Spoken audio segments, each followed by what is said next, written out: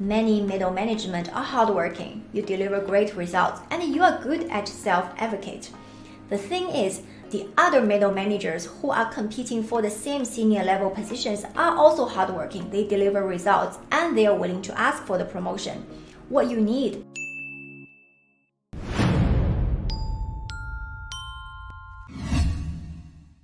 If you are new to this channel, my name is Tiffany Chen. I'm the former Vice President of Communication at Volvo Group and Atlas Copco Group.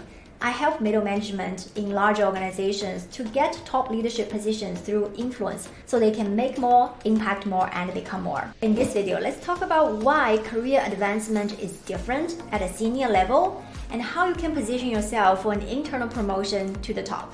The further up the career ladder you move, the smaller the fraction of people have made up to that senior leadership groups. If you are working in a division of 1,000 employees and you want to become the top 1% in that division, you are in theory competing with the 3 to 5 senior leaders who have made as many leaps as you did. In theory, you are all the best of the best in your division. And that is the number one reason why career advancement is different at a senior level, because you are competing with the best of the best. The next reason is things that can get you from middle to top also become increasingly difficult to measure. They are no longer about project management, rolling out a strategy, or industrial knowledge. In order to move upward, these are the questions you should be thinking about. How did you engage your people? What are the people working below you say about you? How did you get your team to understand they are expected not only just on what they should be doing, but also what they could be doing? How did you foster collaborations and solve conflict in your team? How did you connect with other senior leaders? And what's your leverage externally with other business partners, like your customers and your suppliers? The next reason is what gets you here in the middle is not going to get you there to the top.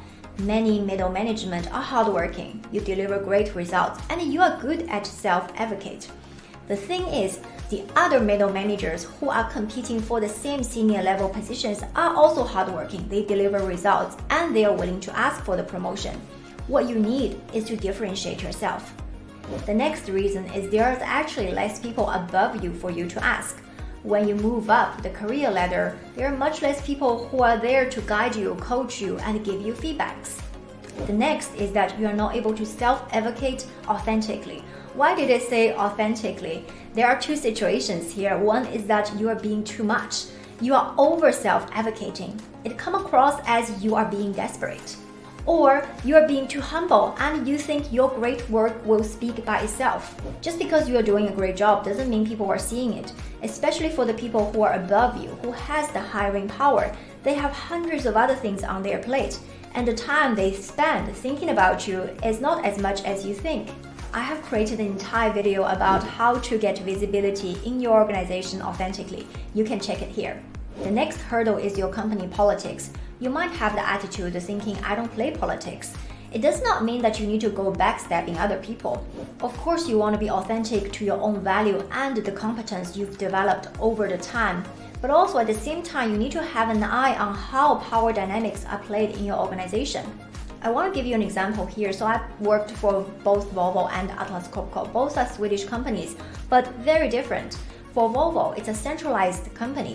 It's highly important to reach consensus and consolidate spendings, but that comes as a cost of slowing down the speed.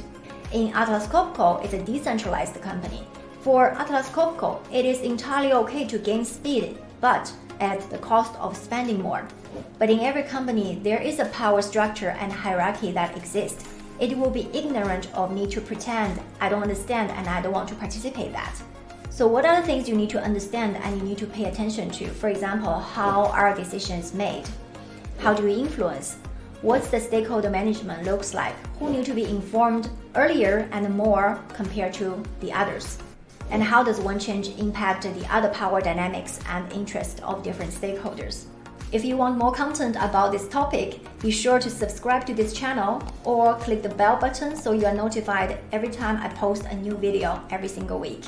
I want to let you know the free training, 6 steps to not stay in the middle management and become a senior leader for more impact and income is still open. Or if you want to apply to join the 1% Academy program, be sure to stick around till the end of the video where I will be telling you how to join both. Now, I want to share 4 ways that you can get yourself promoted from middle management to senior leadership inside your organization. Number 1 is you need to demonstrate your leadership brand, your unique impact and strengths.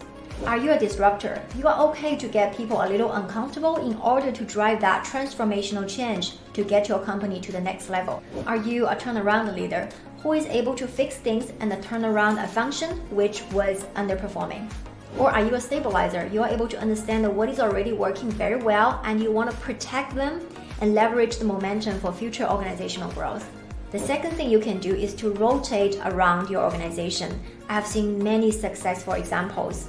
One way to do that is you remain the same function, but you tour around different business areas. For example, if you are an HR person, you remain HR, but you will be in HR in 2-3 different business units or business areas. The second is to take positions across different functions in order for you to gain the breadth of knowledge across the entire business. Rotating around an organization gives you the balance of experience without leaving your company. And by the time you are ready for that senior leadership role, you are able to provide the proof that you have been pressure tested in multiple environments and you've gained different perspectives. The next thing you want to consider is to develop the chemistry with whoever you want to or you will report to. Put your objectives out there and let them be involved in your development plan. Ask them, what is it that you need to develop so that when you are appointed, you are able to complete the top team. If you are able to gain the commitment from someone in that level to help you put a development plan and gain the experience you will need, you are not far away from that promotion. The next thing you need is that you want to have multiple advocates and sponsors across all levels. That means not only people you will be reporting to, but also people who will report to you. So think broader than the people who are currently above you. You also need peers across the organization. And not only that, you need employee support as well. I have a step-by-step process in the 1% Academy to help middle management who are working in large organizations to go from middle to top leadership positions and become the top 1% in their company in terms of impact and income. If you want to understand more, I'd encourage you to join my free training where you can find out all the 6 steps I used for my client to help them to go from middle to top management. In the free training, I will walk you through all the 6 steps my clients have used and myself have used to go from feeling stuck in the middle management to break through to a top leadership position. Or if you would like me to coach you personally and hold you accountable to accelerate your leadership development, you can apply for the 1% Academy program. Find the details in the link below. If you find this video helpful, you might want to watch this video while I talk about how to write an executive resume. I'll see you there.